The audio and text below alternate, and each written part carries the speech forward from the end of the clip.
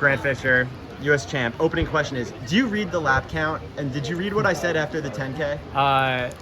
No, I didn't read after the 10K. I generally stayed off social media and stuff. I was pretty pissed after Newsletters count as social media? Kinda.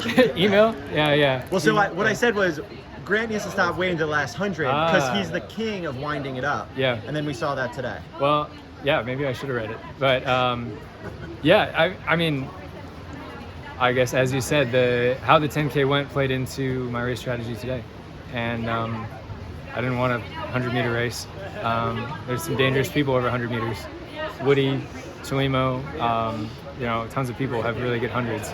But I felt going into this that I was the best 5K runner in the field, so I wanted it to be a 5K, not a 100. Do you feel like you're more suited right now for a 5 or 10? That's a good question. If I had to choose, I'd say 5 probably. I'll do both at Worlds, 10Ks first, and then got a few days before the 5. But yeah, I feel really well-rounded right now. Like I feel fit. I feel like I can close well. I feel I can go with a fast pace, and that's how you want to feel going into the month of Worlds. So I'm excited. How do you maintain the fitness from indoors all the way until now? Because it seems like you haven't missed. Like you're always on, you're always running well. Yeah. That's a long time to do it. How does that work? Yeah, I'd say like half of this game is timing. Indoors, I was in great shape, but I wasn't in a position where I could close well. I could run a really hot pace for a while, but didn't have that kick yet. And then after indoors, our coach really downcycled us. We went back to fall training. We went back to hills and tempos and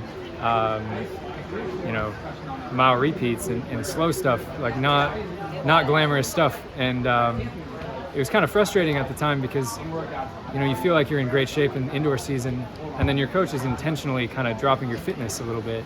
But that's why he's the coach and I'm not, because if you get greedy during that time, you kind of fizzle out early.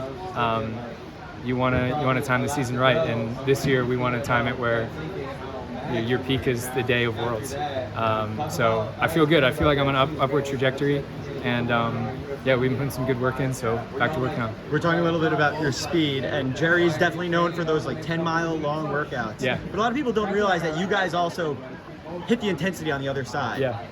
What's the most impressive thing you've done on like one of those fast 300s at the end of practice? How fast are you? I don't quite have as the same pace as some of these guys. Who's winning? If Woody's trying, he's winning. Most of the time, he's kind of saving a little something. The quickest guys are JT's the quickest. Centro is very quick. Lopez is very quick, and Sean. I'd say they're tier 1. I'll put myself tier 2. All right. So what's your 4x4 split right now? Fresh. You probably want to warm up a little. Yeah, fresh. If I'm not lead off and I get a running start, maybe 49. Yeah, I think during the peak pandemic, we did some mixed 4x4s. I split 50. So hopefully I'm a little quicker now. I'll say 49. Yeah. What do you do the next 2 weeks? Next 2 weeks, so tomorrow we fly back up to altitude. Jerry doesn't let us stay down here for too long. And we'll be in Park City until Worlds. And we'll probably have a light workout on Tuesday and then hit things again on Friday. So not too much rest for us. This is the time to really polish up, and we'll probably have like one more big 5K session, one more big 10K session, and then cool things off and be ready. Given how you ranked on the all-time list after this season and how the Olympics shook out, are you thinking medals or what? Yeah, I want to go for a medal. Yeah, and I think today was a big step to show myself that I'm ready to think of myself that way. If I'm gonna try to compete with the best in the world record holder, the reigning gold medalist, I need to get a U.S. title first. That's kind of a stepping stone to get there. So feels good to have that under my belt. But yeah, it's going to take a lot. I mean, I've raced these guys now, and I know how good they are.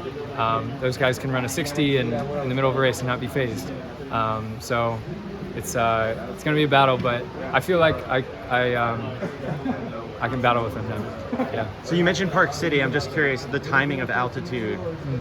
How do you guys make that work? Because not obviously, because I know it's confusing science for how to time it properly, but how will you make that work with Worlds with 2 races and having to deal with the Athletes Village? Do you bring a tent? No, I've never used a tent before. It's a good idea, but so last year in Tokyo, we were going to run the 10K and then go to altitude in Japan and then come back for the 5K. That all got messed up because of COVID, but so we just stayed in the village. But this year, I'm pretty sure we'll just stay at sea level in between. The altitude thing is finicky. Some people feel bad if they go down and race like 6 days later. Some people feel fine if they do that. So I've found that I'm usually all right. So we'll come down probably 2 days before the 10K, race the 10, and then stay down here until the 5. Well, unlike USA's, we've got a prelim and a final for the 5. So be at sea level for a while. Lose the boost. Are we having fun tonight or straight to business? Maybe a little fun. I'm pretty happy right now. I'm pretty stoked. We got a lot of guys on the team and girls. It's been a good weekend for Bowerman. And I think people will be maybe ready to have some fun. So the race getting moved to the morning, usually we race at night. And by the time you get out of drug testing and everything, like it's midnight and everything's almost closed, so you just kind of lay in bed and go to sleep. But we have a little more time, so maybe see what Eugene has to offer.